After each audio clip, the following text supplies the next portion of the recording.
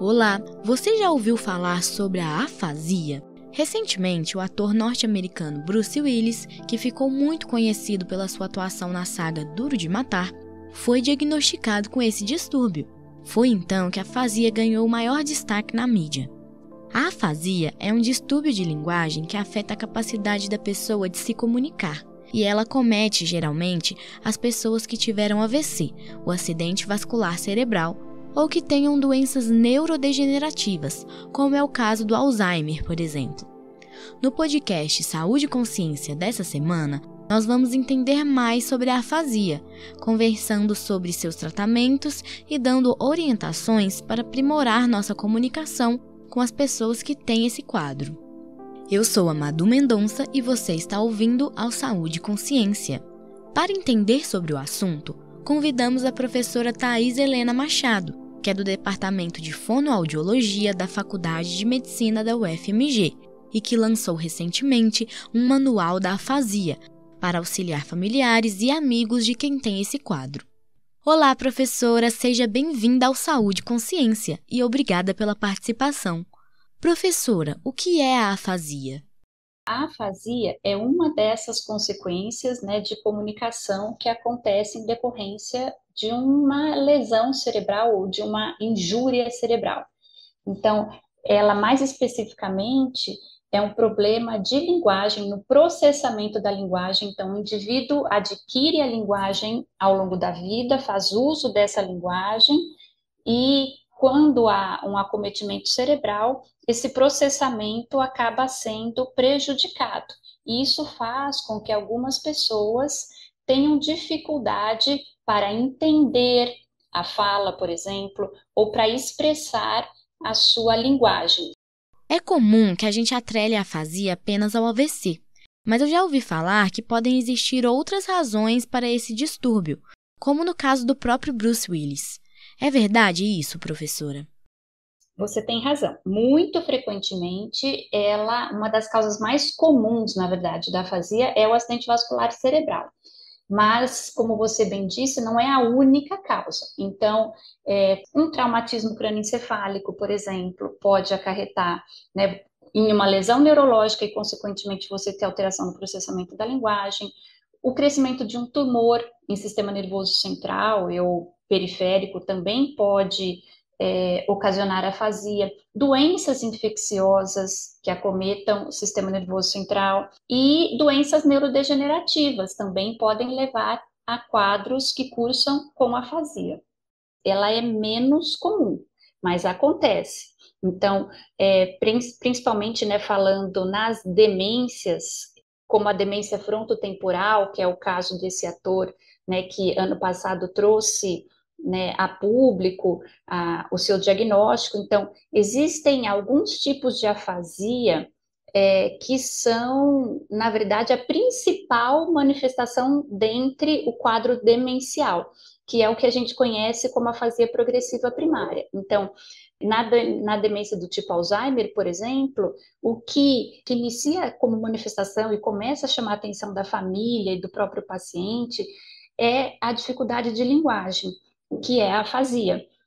E além dos prejuízos na fala, a pessoa com afasia também pode ter alguma dificuldade para formular textos e mensagens escritas?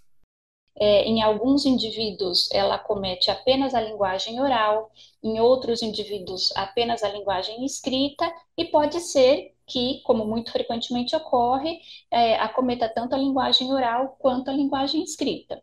Mas também tem diferenças na sua forma, de apresentação.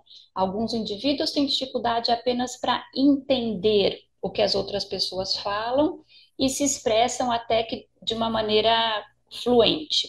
Outros têm maior prejuízo para se expressar e não para compreender.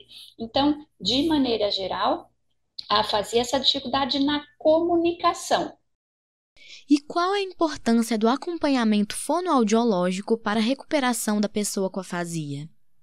A reabilitação fonoaudiológica, ela tem um papel muito específico de potencializar, inclusive, essa plasticidade cerebral, né? Então, esse indivíduo vai melhorar sozinho, sim, mas com a reabilitação específica e adequada, essa recuperação, com certeza, isso é mais do que já demonstrado, né, na literatura, que os indivíduos que fazem reabilitação fonoaudiológica, eles melhoram mais e mais rápido do que aqueles que não fazem reabilitação. Então, a reabilitação vem com esse objetivo de estimular esse processamento linguístico, né, de tentar adequá-lo dentro do possível aí da natureza da lesão. Professor, eu imagino que essa dificuldade em se expressar e se comunicar deva causar muitos impactos negativos na vida social dessa pessoa, porque muitas vezes o ouvinte pode não ter paciência para escutar o que o afásico tem a dizer, por exemplo. Então, acredito que além do esforço que a pessoa com afasia faz para se comunicar, também é preciso que seus familiares e amigos se empenhem para facilitar a comunicação e respeitar o tempo da pessoa. Isso é verdade, professora? Queria que a senhora falasse um pouquinho mais sobre isso. Eu queria trazer uma palavra aqui para abrir essa resposta, que tem sido muito usada, que é o capacitismo, né? Então, o capacitismo está muito atrelado ao preconceito. Então, o que se espera, o que você vê uma pessoa com algum problema e você automaticamente já espera ou já assume, né, para si mesmo, sem saber quais as dificuldades que essa pessoa tem e o que ela não dá conta de fazer, e você a trata como de acordo com as suas expectativas, né? Então, isso é o que a gente chama de capacitismo. Então, é muito comum que a gente chama de atitudes capacitistas aconteçam com pessoas que têm afasia. Por exemplo, é frequente uma pessoa que tem afasia também ter hemiplegia, né? Então, não mexer o lado direito do corpo, nem o braço, nem a perna direita. E pelo fato dessa pessoa ter dificuldade de mobilidade, atribui-se, então, que essa pessoa já não consegue falar e não pode responder por si mesma. E alguém que encontra uma pessoa, né, com hemiplegia e afasia passa a conversar com o acompanhante e não com a pessoa, assumindo que quem tem afasia não possa se comunicar. Então, isso é uma atitude capacitista. Professora, e quais orientações a senhora dá para familiares e amigos de quem tem afasia? A primeira dica que eu dou é converse, né? Então, olhe para essa pessoa que tem afasia e olhe nos olhos e converse com ela como uma pessoa, né, sem dificuldade. A comunicação face a face, em ambientes iluminados, com uma fala lenta, bem articulada, isso favorece a compreensão de quem tem afasia. Alguns indivíduos conseguem compreender uma frase simples, outros vão compreender apenas palavras. Então, nós vamos ter, né, o interlocutor vai ter que adequar a sua fala à medida da dificuldade da afasia do paciente. Então, a primeira orientação é conversar face a face, olhos nos olhos e falando devagar, pausadamente. Ao conversar com alguém que tem dificuldades na fala, seja com afasia ou até mesmo com gaguez, é comum que a gente tente adivinhar o que a pessoa está tentando dizer. E é errado fazer isso, professora? Não tente adivinhar o que a pessoa com afasia está tentando dizer, né? Dê tempo para ela responder.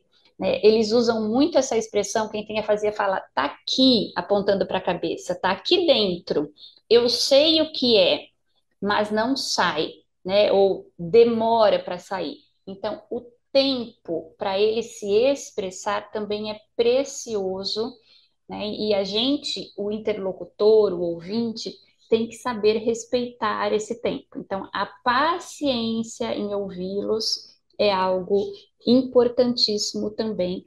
Além dessas orientações que a professora Thaís nos deu, existem diversas outras atitudes que podem facilitar a comunicação com as pessoas afásicas. E foi pensando nisso que o projeto de extensão Estimulação da Faculdade de Medicina da UFMG desenvolveu um manual para auxiliar quem tem afasia e seus familiares. Professora, como surgiu a ideia de fazer essa cartilha? Esse manual é o resultado do trabalho de um projeto de extensão que nós temos alguns alunos do curso de graduação e de pós-graduação que trabalham com o tema afasia. Nós temos no ambulatório de linguagem adulto, lá no Hospital São Geraldo, muitos pacientes que têm afasia e que são acompanhados, né, que fazem o tratamento lá, e à medida que a gente vai conversando, né, a gente sente que ainda existem muitas dúvidas. Então, como uma ação desse projeto de extensão, nós desenvolvemos esse manual, que chama Manual de Orientação para a Afasia, que existem muitas informações sobre o que é afasia, as causas mais frequentes, como prevenir, e orientações específicas para facilitar a comunicação. Para ter acesso ao manual, basta acessar o site medicina.ufmg.br/FON, FON, e procurar pela aba Material Didático. Professora, e aproveitando que a senhora citou o mês da conscientização sobre a afasia, por que é importante que as pessoas conheçam esse distúrbio? Nós acreditamos que quanto mais as pessoas souberem, né, o que é afasia, como lidar, né, como gerenciar a comunicação com quem tem afasia, vai evitar essas atitudes capacitistas e vai fazer com que o interlocutor tenha atitudes que favoreçam a comunicação e que não atrapalhem, né? Como eu comentei, às vezes, na tentativa de ajudar, esse interlocutor pode ter uma atitude de, deixa eu falar por você, deixa eu adivinhar, e isso acabar gerando mais dificuldades e estresse para o paciente.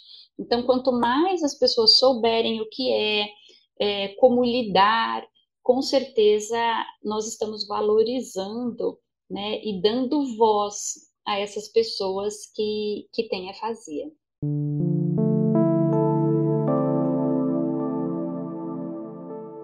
Mais uma vez, agradecemos a participação da professora Thaís Helena Machado. Encerramos aqui mais um episódio do podcast Saúde e Consciência. Mas não deixe de participar com a gente por meio de comentários, dúvidas ou sugestões que podem ser encaminhadas para o nosso WhatsApp.